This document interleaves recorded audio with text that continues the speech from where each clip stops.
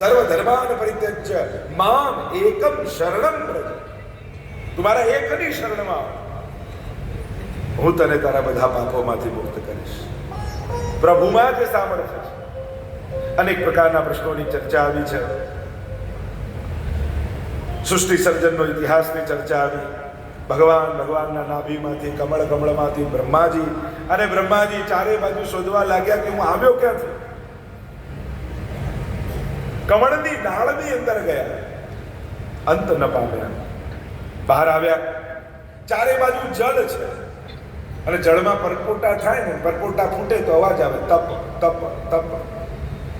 ત ને પ આ બે શબ્દ સંભળાય. તપ કરવા માટે બ્રહ્માજી બિરાજી ગયા. ભગવાન પ્રસન્ન થયા. ચતુશ્લોકી ભાગવતનો ઉપદેશ બ્રહ્માજીને આપે છે.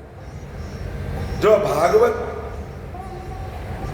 12 સ્કંદ 335 અધ્યાય 18,000 શ્લોક છે.